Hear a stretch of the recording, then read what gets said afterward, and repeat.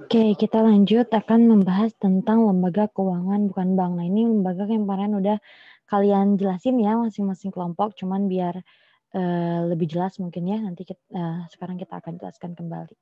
Oke, ini lembaga keuangan bukan bank, ada juga yang bilang lembaga keuangan non bank. Pokoknya di luar dari bank yang tadi ya.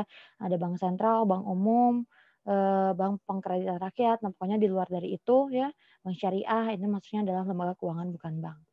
Oke, next kita bahas dulu. Nah, ini ada yang kita akan bahas ya. Kemarin kelompok 1 pegadaian, sewa guna usaha, leasing ya, 2-nya, 3 asuransi, 4 anjak piutang, 5 modal ventura, sama 6 dana pensiun. Nah, satu lagi Ibu lupa, kemarin belum bahas tentang pasar modal gitu ya. Jadi ada total 7 pembahasan yang akan kita bahas gitu ya. Nah, ini pegadaian. Pegadaian itu adalah yang diartikan sebagai kegiatan menjaminkan barang berharga kepada pihak tertentu guna memperoleh sejumlah uang. Jadi intinya kalau pegadaian itu kita punya barang berharga terus digadaikan sebagai jaminan barang berharganya lalu kita mencairkan sejumlah uang yang senilai dengan barang tersebut. Nah, itu namanya adalah pegadaian. Kalau leasing adalah ini asal katanya lease yang berarti adalah menyewakan gitu ya. Sewa guna adalah kegiatan pembiayaan penyediaan barang modal biasanya di sini baik secara sewa guna dengan hak opsi maupun tanpa hak opsi yang digunakan untuk pengguna sewa usaha, lisi ya yang kemarin kita bahas, selama jangka waktu tentu berdasarkan pembayaran secara berkala. Nah, ini ya, jadi kalau misalnya sewa guna leasing ini dia ada yang hak opsi, ada yang tanpa hak opsi. Kalau hak opsi berarti nanti di akhir periode kalian bisa memiliki kalau kalian nyewa guna. Contohnya ya kemarin kita bahas sudah motor ya, misalnya kalian nyicil motor nih ke perusahaan leasing gitu. Nah, kalau misalnya di akhir periode kalian bisa memiliki berarti itu pakai hak opsi. Kalau tanpa hak opsi berarti kalian tidak ada kehakan untuk memiliki barang yang disewa gunakan gitu ya. Di sini ada penggunanya namanya lisi, kitanya misalnya kalau kita kredit motor misalnya gitu ya. Jadi ternyata kalau kalian ke leasing itu bukan kredit tapi sebutnya sebagai sewa guna usaha gitu ya. Terus ada asuransi, kalau asuransi ini asal katanya tuh asuranti ya, yang sebenarnya bukan asli dari bahasa Belanda tapi berasalnya bahasa Latin yaitu eschecurer yang berarti meyakinkan orang. Jadi intinya kalau si asuransi ini kalau bahasa Belandanya artinya adalah pertanggungan ya gitu ya, atau yang sekarang berkembang adalah insurance atau assurance gitu ya. Asuransi merupakan suatu pelimpahan resiko dari pihak pertama kepada pihak lain. Nah, contohnya ini tadi ini adalah kenapa ada asuransi karena ada resiko gitu ya. Nah, karena kita tidak mau menanggung resiko, maka kita melimpahkan kepada pihak lain yang disebut dengan perusahaan asuransi. Jadi asuransi itu adalah perusahaan yang menanggung pihak yang tertanggung gitu ya. Jadi ada resiko yang didapatnya oleh nasabahnya tapi ditanggung oleh pihak asuransi gitu ya, itu asuransi atau pihak penanggung. Sebenarnya ada anjak piutang, kemarin kita disebutnya factoring. Nah, kalau anjak piutang ini adalah pelimpahan menjual piutangnya. Jadi menjual piutang itu adalah harta. Nanti kalian bahas akuntansi di kelas 12 ya, bahwa piutang itu maksudnya ke harta. Piutang itu adalah orang lain yang ngutang sama kita gitu. Nah, ini misalnya orang lain utang sama kita, ada surat buktinya ya. Nah, surat bukti ini akhirnya dijual kepada pihak anjak piutang untuk dicairkan dananya gitu dengan perjanjian-perjanjian tertentu gitu ya. Nah, ini silakan dibaca tuh pembelian penagihan secara pengurusan piutang. Jangka pendek Ibu nggak akan panjang lebar karena sudah pernah dijelaskan oleh teman-teman kalian. Kalau kalian tanyain lagi boleh langsung tanya di WhatsApp aja ya. Oke gitu ya. Tuh ada klien, penjualnya, ada perusahaan factoringnya, kemudian ditagih oleh perusahaan anjak piutang kepada pembeli. Adanya ini tadi ya, pembelinya sebut dengan debitur. Gitu ya, silakan kalian baca. Terus ada modal ventura, ini juga udah dibahas ya. Venture ya, asalnya suatu yang mengandung resiko atau dapat diartikan sebagai usaha. Dengan demikian secara bahasa modal ventura adalah modal yang ditanamkan pada usaha yang mengandung resiko. Adapun definisi perusahaan modal ventura menurut Kepres nomor 61 tahun 1988, bisnis pembiayaan dalam bentuk penyertaan modal ke dalam suatu perusahaan yang menerima bantuan pembiayaan untuk jangka waktu tertentu. Nah, ini ya kemarin udah jelas banget contoh. Jadi pokoknya kalau modal ventura ini beda sama bank. Jadi kalau bank itu kredit. Jadi kalau kalian untung atau rugi tetap harus bayar bunga.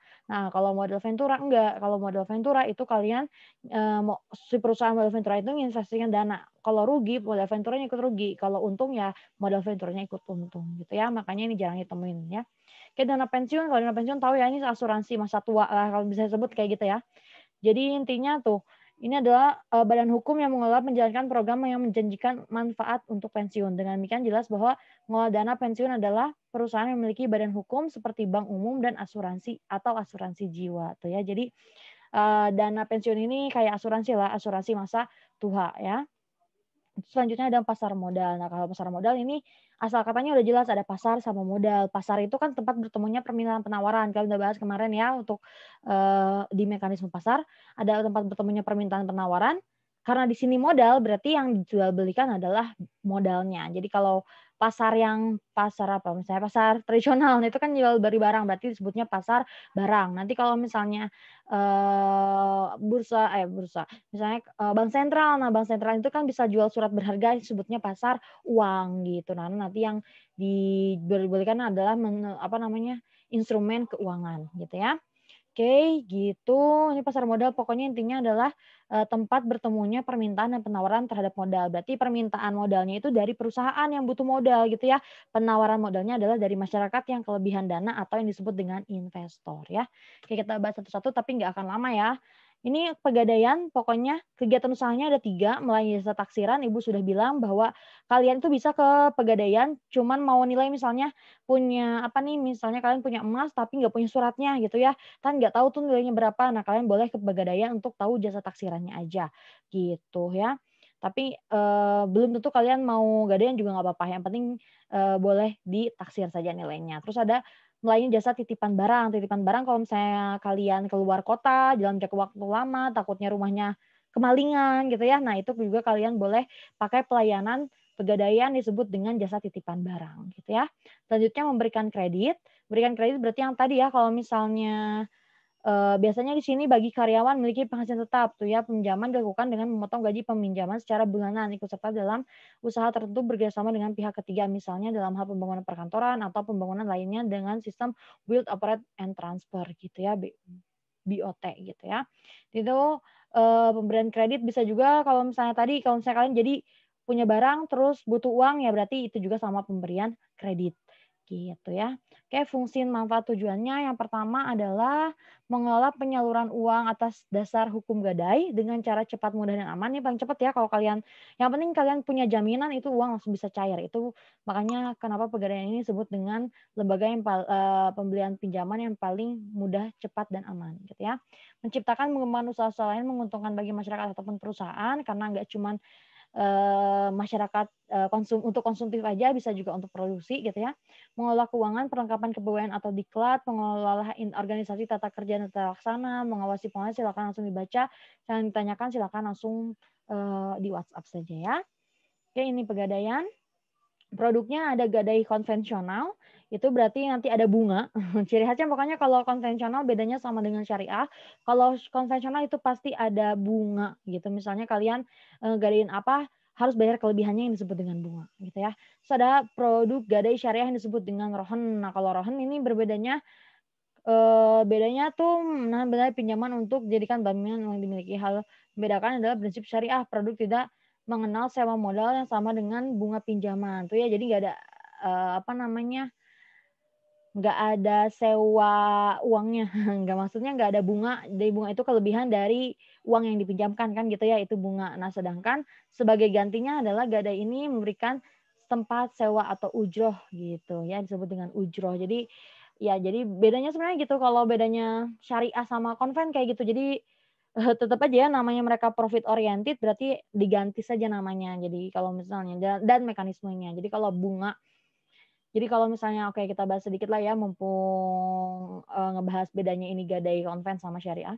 Jadi kalau misalnya di bank juga bunga, kalau bunga itu kan misalnya kalian beli rumah dikasih uangnya gitu ya sebesar, berapa miliar misalnya 1 M gitu. Nah, kalian bayar ke banknya itu nyicilnya adalah sebesar 2 M jadinya. Nah, itu disebut dengan bunga, jadi ada kelebihan dari kredit yang diberikan gitu. Nah, kalau bedanya kalau si syariah nanti kalau misalnya kalian mau beli rumah nih.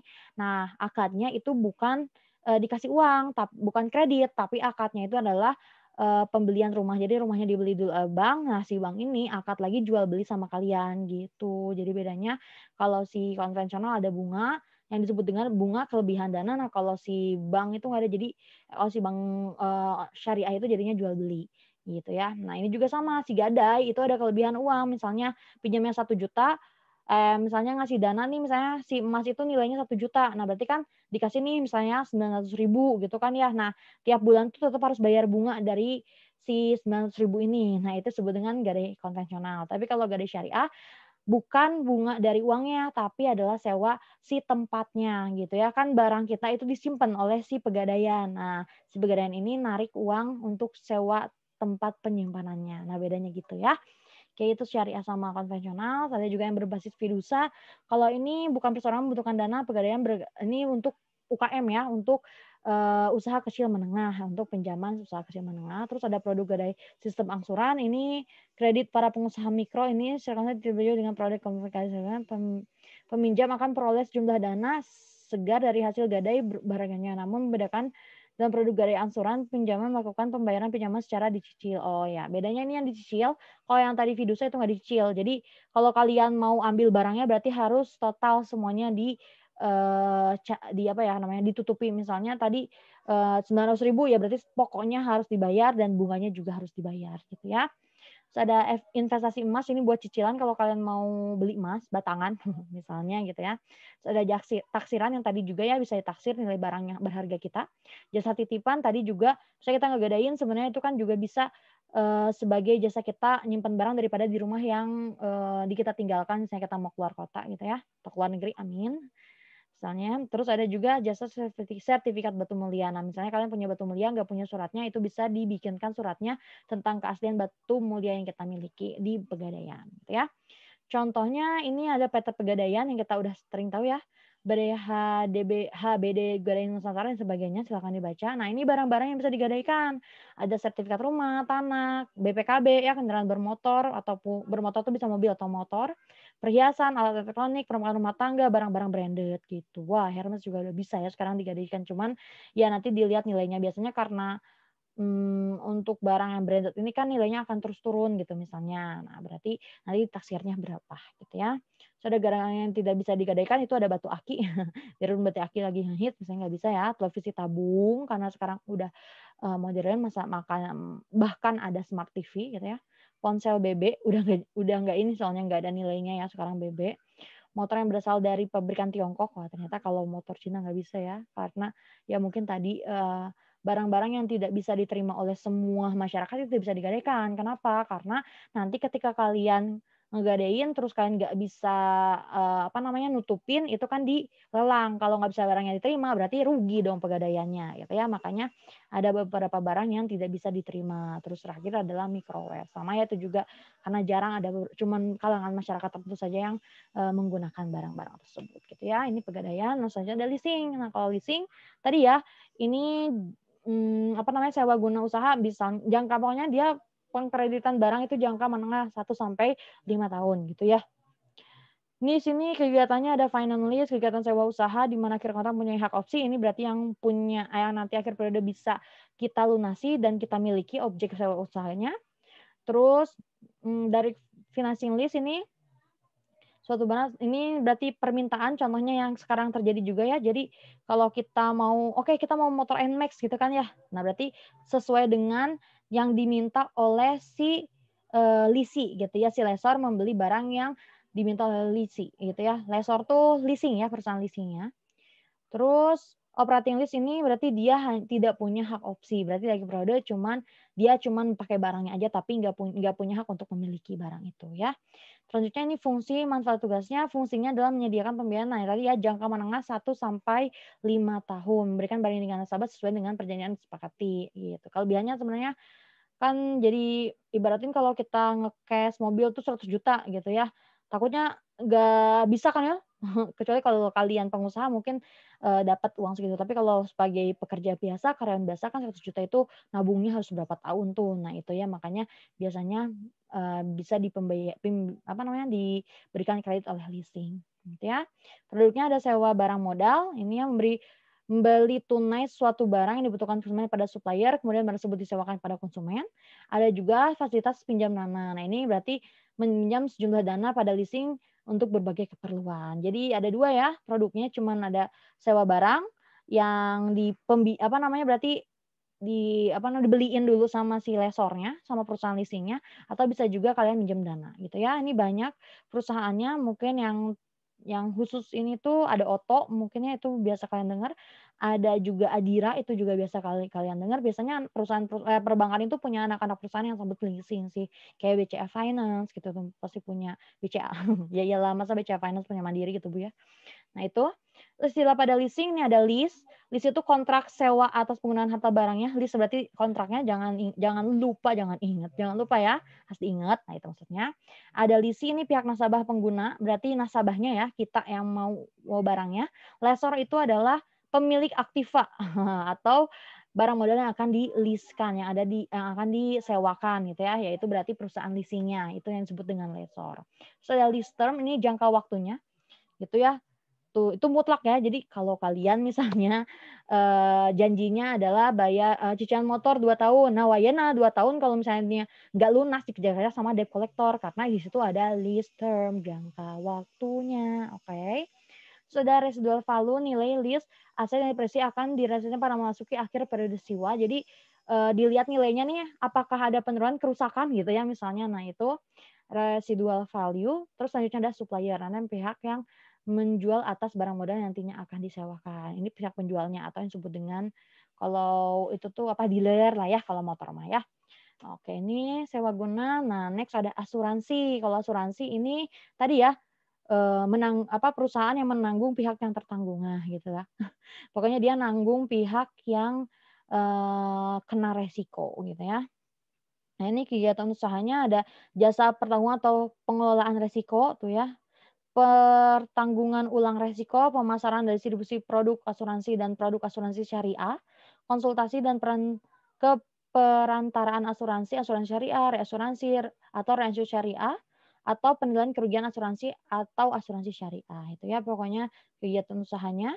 Terus fungsinya ya ini fungsinya adalah mengalihkan resiko gitu ya, yaitu mengalihkan resiko dari pihak yang tertanggung kepada pihak lain yang disebut dengan penanggung gitu. Memberikan pergantian kepada tertanggung atau pemegang polis karena kerugian, kerusakan, biaya yang timbul, kehilangan keuntungan atau tanggung jawab hukum kepada pihak ketiga yang mungkin diderita tertanggung atau pemegang polis karena terjadinya suatu peristiwa yang tidak pasti. Ya, katakan kenapa mesti asuransi? Karena hidup itu tidak pasti gitu katanya ya kalau asuransi.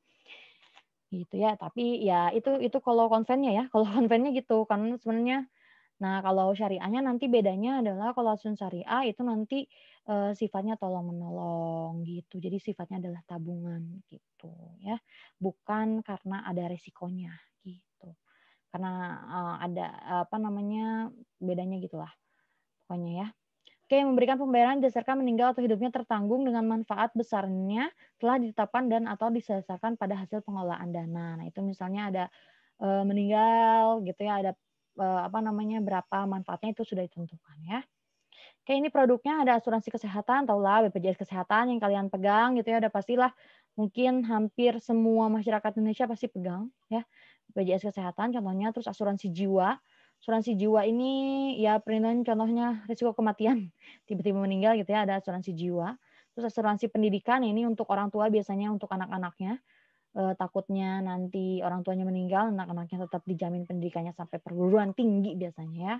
Terus asuransi umum. Nah, asuransi ini berbentuk pertanggungan risiko memberikan pergantian kepada pemegang polis kerugian yang dialami. Contoh, kendaraan bermotor ada asuransi menjamin kerusakan kendaraan hingga beberapa persen. Nah, itu ya contohnya ada kerusakan motor yang itu juga bisa dijamin oleh pihak asuransi. Selanjutnya ini ada contohnya ada Allianz, Prudential, EIF Financial, Aksa Mandiri, dan lain sebagainya lah. Banyak ya, tiap bank juga sama sih, tiap bank itu pasti punya perusahaan asuransi. Nah, ini ada 3 unsur yang menjadi pedoman utama mekanisme pengurangan risiko tertanggung. Yang pertama ada premi. Premi itu istilah-istilahnya ya, ini di asuransi. Premi itu adalah kewajiban harus dibayarkan oleh nasabah gitu ya. Ini ya nasabah tuh, kewajiban membayar premi merupakan bentuk pengalihan risiko yang diinginkan. Terus polis asuransi, pihak yang membayar premi tadi memiliki hak untuk mendapatkan polis gitu ya. Polis itu adalah suatu kontrak perjanjian yang dikeluarkan oleh pihak asing pada pihak tertanggung gitu ya. Terus ada claim, nah ini proses pengajuan permintaan pergantian rugi dari kerugian yang dialami gitu. Misalnya kita kecelakaan diklaim gitu ya. Jadi apa namanya kerusakannya ditanggung oleh asuransi gitu misalnya. Oke, next ada anjak piutang. Nah, ini kalau anjak piutang tadi ya udah jelasin sih bahwa anjak piutang itu kayak si perusahaan anjak piutang itu beli piutang suatu perusahaan. Misalnya ibu diutangin sama Miss A misalnya utang sama ibu gitu kan ya. Nah, ibu tuh butuh uang gitu, makanya ibu jual nih, "Ini aku si A punya utang nih sama aku," gitu ya, 1 juta nih gitu kan ya, "Boleh nggak nih aku kasih buat kamu tapi aku minta cairin 800.000." Nanti kan kelebihan 200.000-nya boleh diambil oleh perusahaan atau si yang ngasih anjak piutang ini gitu ya. Ya oke dicairin misalnya uangnya 800.000. Nah, untuk urusan nanti bayar piutangnya itu ya urusan nanti si Mister A sama si anjak piutangnya, nggak lagi sama ibu gitu ya. Tuh biasanya pengambilan tagihan suatu perusahaan dengan fee tertentu, pembelian piutang perusahaan dalam suatu transaksi perdagangan dengan harga sesuai kesepakatan tadi ya, makanya nanti kalian bahas juga di kelas 12 ingat ada yang namanya piutang. Piutang itu adalah akun dari harta gitu ya. Mengelola usaha penjualan kredit suatu perusahaan yang berarti perusahaan anjak piutang dapat mengelola kegiatan administrasi kredit suatu perusahaan sesuai kesepakatan tuh. Jadi si ini juga bisa kayak penagihannya tuh melalui perusahaan gitu ya. Fungsi manfaatnya menurunkan biaya produksi, memberikan fasilitas pembayaran di muka gitu ya. Tadi kayak misalnya ibu butuhnya sekarang nih buat produksi barang. Nah, itu kan berarti ada fasilitas pembayaran di muka, meningkatkan gaya perusahaan dengan klien gitu ya, meningkatkan kemampuan perusahaan klien memperoleh laba, menghindari kerugian karena kredit macet, mempercepat proses ekonomi gitu ya. Udah jelas lah nanti kan karena tadi uangnya daripada ngendap dan lama dari yang minjem tadi cairnya, mending ibu nyairin ke pihak anjak piutang. Nah, berarti dari anjak piutang ini ibu bisa produksi cepat, bisa produksi banyak gitu ya. Bisa pokoknya efisiensi lah ya. Oke, next. Ini produknya adalah jasa pembiayaan atau financing service faktor yang memberikan pembiayaan dinamika sebesar 60-80% bahkan 90% tuh. Jadi yang dicairkan itu nggak bisa 100% ya, karena kan perusahaan anjak piutang ini nanti lihat takutnya ada resiko tidak tertagih gitu kan ya. Terus ada jasa non pembiayaan atau non financing service, ini jasa yang diberikan yaitu investasi kredit sales ledger sama administration atau sales accounting, terus ada pengawasan kredit dan penagihannya serta perlindungan terhadap risiko kredit. Jadi ini bukan keuangan, bukan minta uangnya dari anjak piutang, tapi ini menyediakan jasa apa namanya kayak kelayakan diberikan kredit atau tidak perusahaan yang lain itu gitu ya. Nah, ini contohnya ada Aditama Finance, ada SG Finance, ada IFS Capital Indonesia, ada Tifa Finance dan lain sebagainya itu anjak piutang. Ini di sini ada ininya ya, yang terlibatnya nih. Yang pertama ada kreditur atau klien yang menyerahkan tagihannya kepada pihak anjak piutang. Nah, ini misalnya ibu gitu ya, ada perusahaan anjak piutang yang tadi perusahaan anjak piutangnya debitur adalah mempunyai masalah dengan apa? Yaitu nasabah yang mempunyai masalah hutang kepada kreditur, kepada ibu. Berarti nanti Mister A, Mrs.-nya A tadi ya.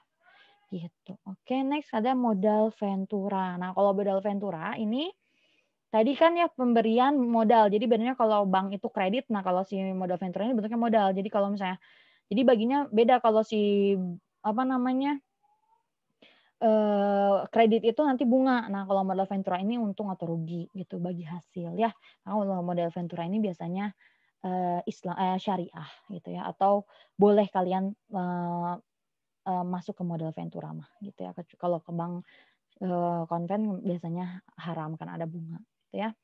Nah, ini misalnya berupa bantuan pembiayaan perusahaan pasangan usaha bukan dalam bentuk pinjaman gitu ya, tuh bukan dalam bentuk pinjaman tapi bentuknya adalah penyertaan modal gitu ya. Bantuan pembiayaan bersifat sementara sampai pada waktunya dilakukan divestasi, penyertaan modal bersifat jangka panjang, pembiayaan bersifat tinggi, motif utamanya adalah bisnis, mendapatkan keuntungan tinggi berupa capital gain sebagai imbalan atau risiko yang tinggi gitu ya. Atas risiko yang tinggi ini kenapa risikonya tinggi? Kalau modal itu apa namanya? Kalau modal, kalau kalian investasiin, kalau rugi, perusahaannya bangkrut aja, bisa jadi perusahaan itu nggak bayar modal kita nggak kembali. Tapi kalau utang itu pasti, misalnya kalian ngutang nih, bangkrut perusahaannya, heeh. Nah itu misalnya jual-jual aset, itu tuh utang tuh pasti dilunasin. Tapi kalau modal itu belum tentu dilunasin gitu. Karena kalau modal itu kan lebih ke apa ya? pemilik itu kan modal gitu. Jadi dia salah satu yang memberikan kebijakan gitu. Kalau kebijakannya salah berarti kan salah satu yang menanggung adalah yang memiliki modal gitu. Makanya nanti modal ventura ini tidak hanya memberikan dana, tapi dia bisa memberikan tenaga gitu ya. Misalnya jasa bantuan akuntansi dan lain sebagainya. Gitu ya. Tuh terlibat dalam manajemen, tuh kan ya dia terlibat dalam manajemen, terus ini investasi modal biasanya dilakukan terhadap perusahaan yang tidak punya akses untuk memperoleh kredit dari bank, jadi nggak punya apa namanya laporan keuangan yang bagus gitu ya atau tidak besar, jadi tidak bisa mengajukan kepada bank gitu ya. Umumnya ditujukan perusahaan kecil atau perusahaan baru tapi memiliki potensi besar untuk berkembang. Tuh, contohnya kemarin kalau kasih banget contoh Tokopedia, makanya Tokopedia sekarang kan banyak banget ya iklan-iklannya. Nah itu karena dia memperoleh modal ventura dari asing gitu. Oke. Selanjutnya fungsi manfaat tugas ini tugasnya menumbuhkan masa pengusaha kecil menengah serta memberikan berbagai macam bantuan. Pokoknya silakan dibaca aja fungsi saat tujuannya ya. Tujuannya mah ya itulah untuk membantu, intinya kan dana, kekurangan dana. Terus produknya ini ada equity financing, yaitu kepada pasangan usaha dengan mengambil alih sebagian saham PPU ya, perusahaan pasangan usaha. Terus ada semi equity penyertaan modal membeli obligasi konversi yang diterbitkan oleh PPU gitu ya. Terus ada bagi hasil ini kepada pemain kecil. Nah ini untuk yang belum memiliki badan hukum. Biasanya kalau equity financing atau semi equity financing itu sudah berbadan hukum gitu ya. Jasa keuangannya ada jasa arrangement, kegiatan intermediasi khususnya dalam hal mempertemukan antara klien yang memerlukan modal usaha dengan pemilik dana yang bersifat individu maupun institusi. Jadi misalnya ibu punya dana nih, nah misalnya Miss A ini kurang dana gitu ya. Nah, kita kan sudah bertemu. Nah, bisa jadi nanti dipertemukannya di modal ventura gitu ya, sama konsultasi manajemen keuangan. Misalnya gimana nih biar nggak rugi. Nah, itu juga bisa di salah satu produk yang bisa ditawarkan atau bisa kalian dapatkan di modal ventura gitu ya. Ini yang terlibatnya satu adalah pemilik modal. Pemilik modal itu berarti investornya. Terus ada juga profesional yang memiliki keahliannya. Nah, ini mungkin ada di perusahaan modal venturanya. Terus ada perusahaan yang membutuhkan modal. Berarti ada 3 ya, ada 3 pihak yang ada di modal ventura. Jadi modal ventura itu terdiri daripada investor yang punya dana sehingga uangnya ada di modal ventura. Nah, modal ventura ini akan jadi profesional ini akan menginvestasikan dana yang ada ini untuk pihak-pihak yang perusahaan-perusahaan yang menjanjikan gitu ya. Ini contohnya ada Astra Virta Ventura, ada Bina Arta, Celebes, Ivaro, dan lain sebagainya. Oke. Next juga ada dana pensiun. Nah, ini udah jelas ya kalau dana pensiun itu berarti kayak jaminan program hari tua gitu ya. Tujuh pelaksanaan adapun prinsipnya adalah prinsip penjelasan maksud dan program mesti akuntabel, silakan dibaca. Ibu juga nanti kirim untuk yang lebih lengkap di Word-nya gitu ya. Umumnya gunakan swasta, perusahaan, negara maupun ini. Program pensiun manfaat pasti, program pensiun adalah format tertentu manfaat usia pensiun. Program pensiun manfaat ini perbedaan besar program iuran pasti. Program manfaat ini berarti kalau program pensiun manfaat pasti itu berarti ada iuran, nanti di kedepannya pasti dapat manfaat dari iuran tersebut gitu ya. Terus program pensiun iuran pasti titik beratkan ini oke, berarti cuma ada 2 ya, ada yang manfaat pasti sama yang pensiun berdasarkan keuntungan. Berarti kalau ini mah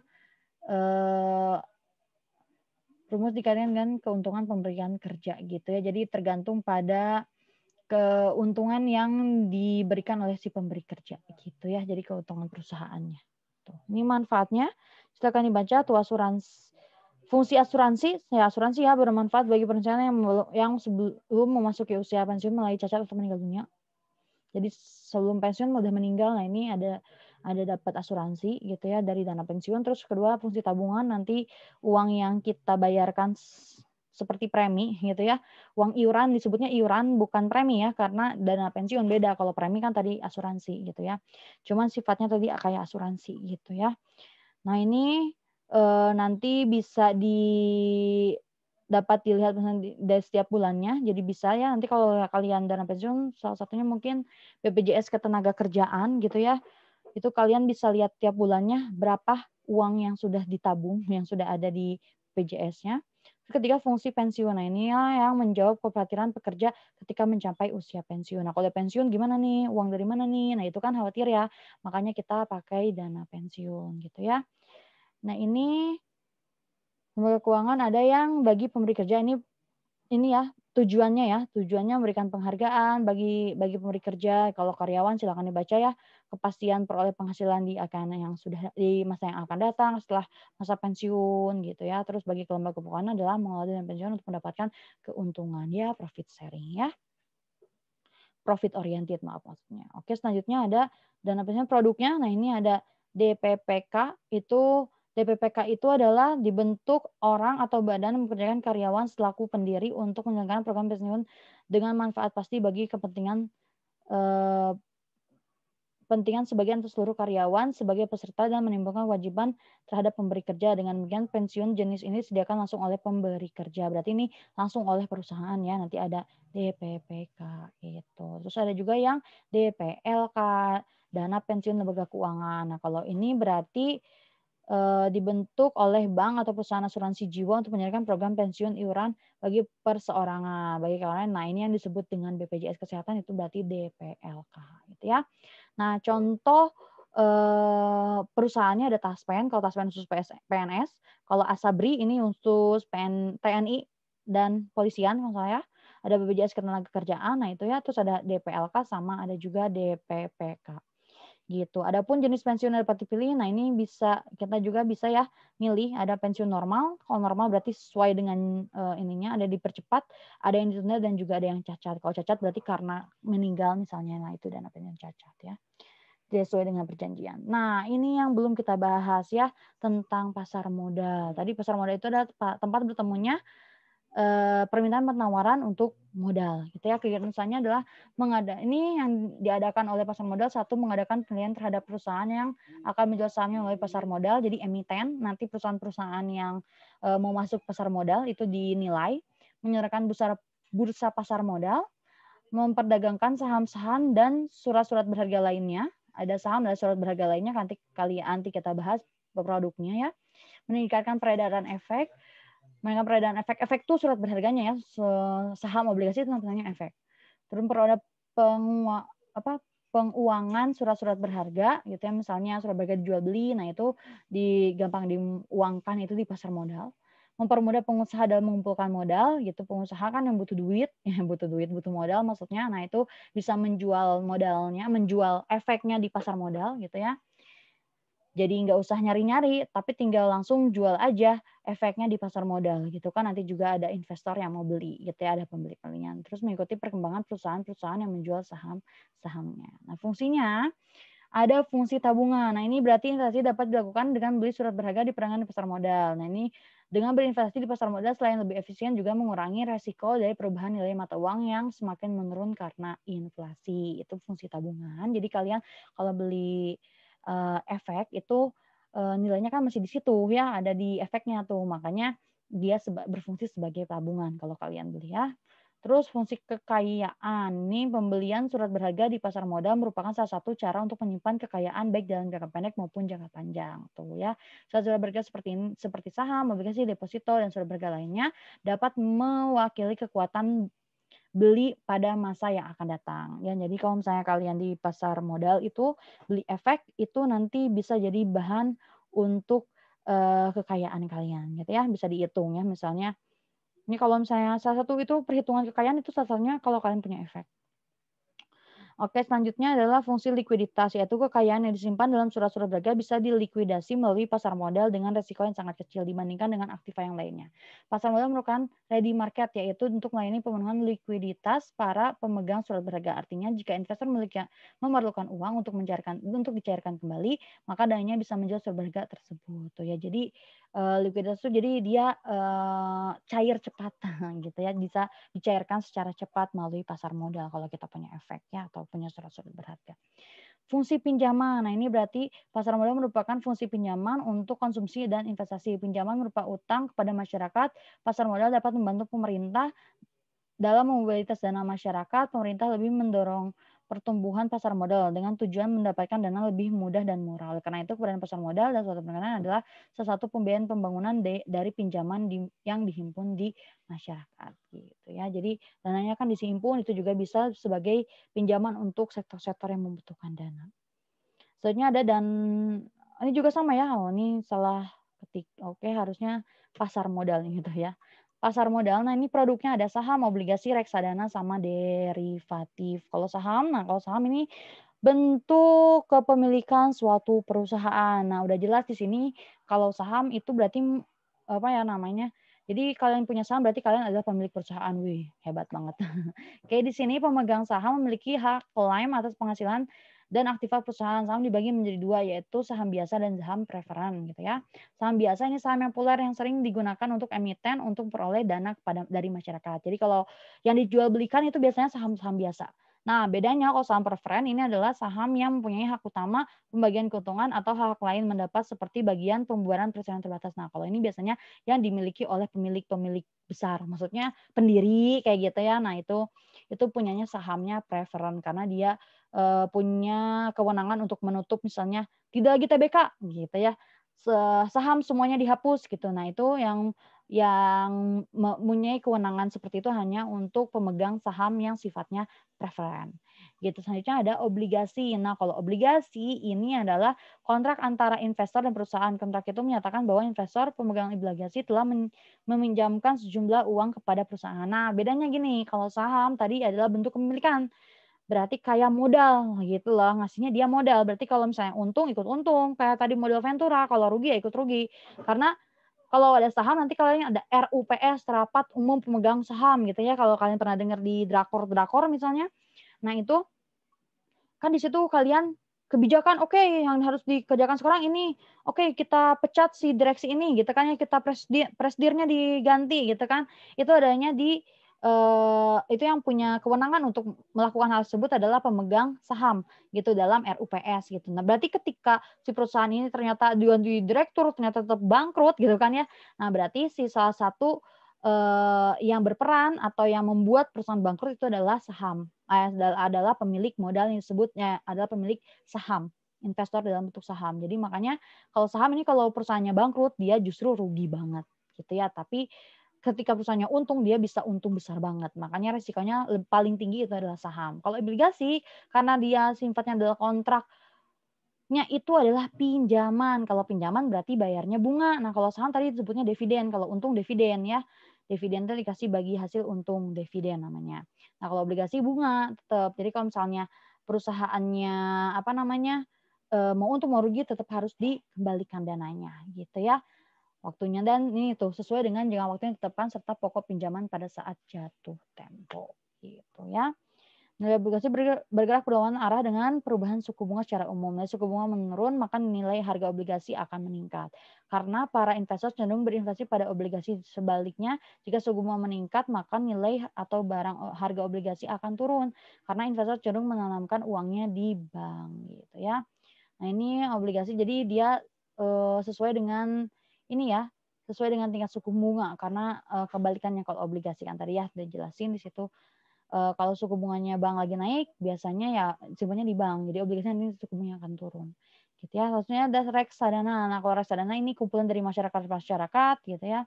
Wadah untuk menggunakan menghimpun dana dari masyarakat investor untuk selanjutnya diinvestasikan pada portofolio efek oleh manajer investasi. Nah, kalau ini mah jadi enggak beli langsung, tapi dikumpulin dulu dananya di reksadana. Gitu ya.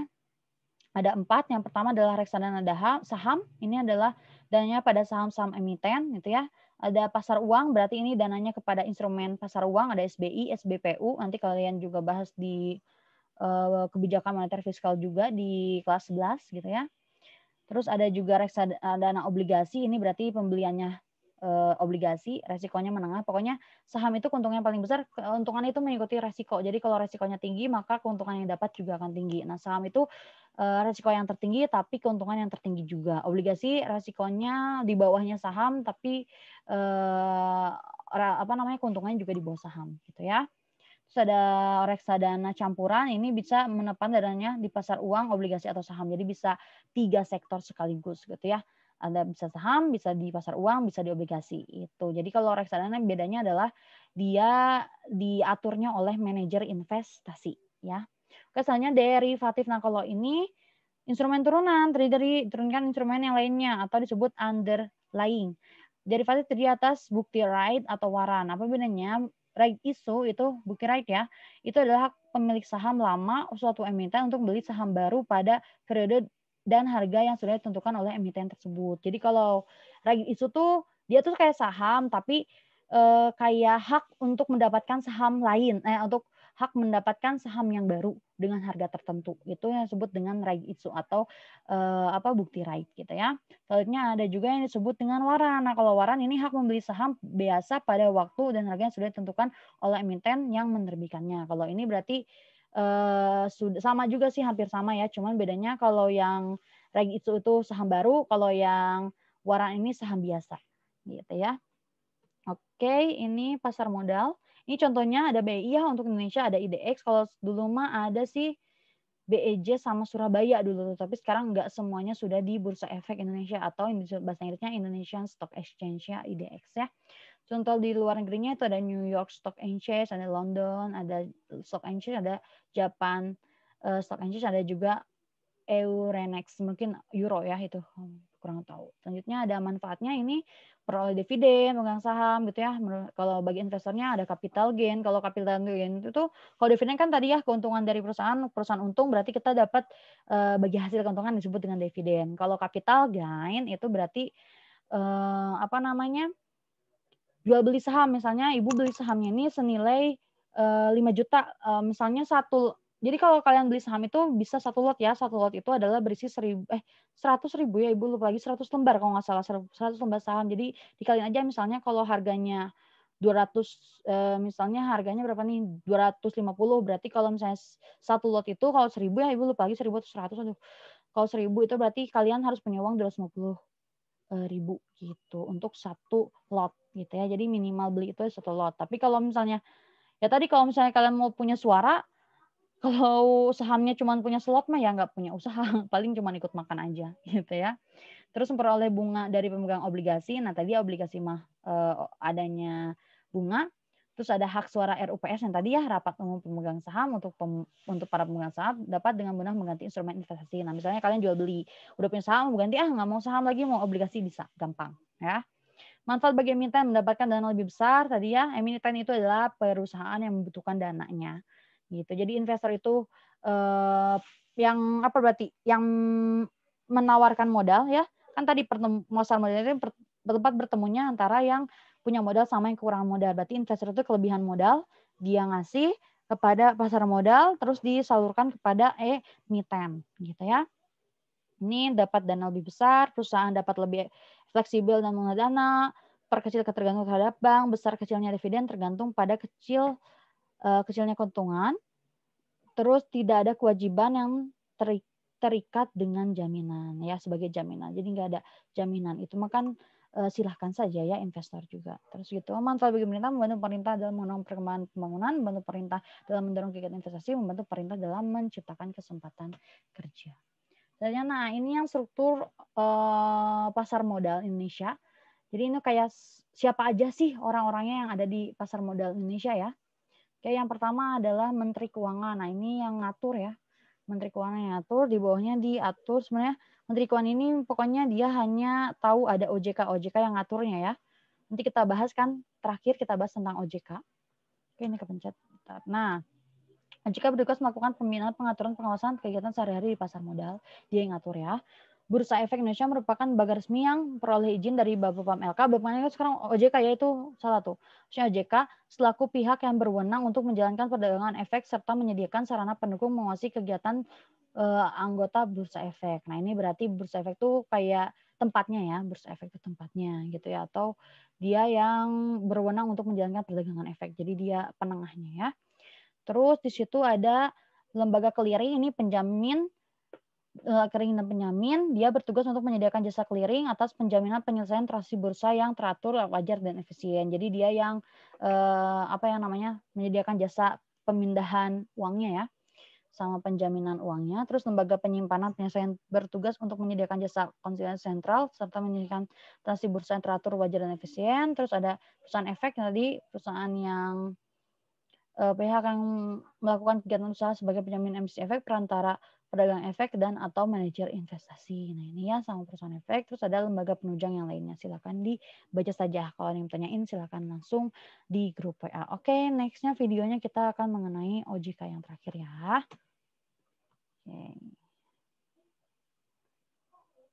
Oke, kita tutup dulu.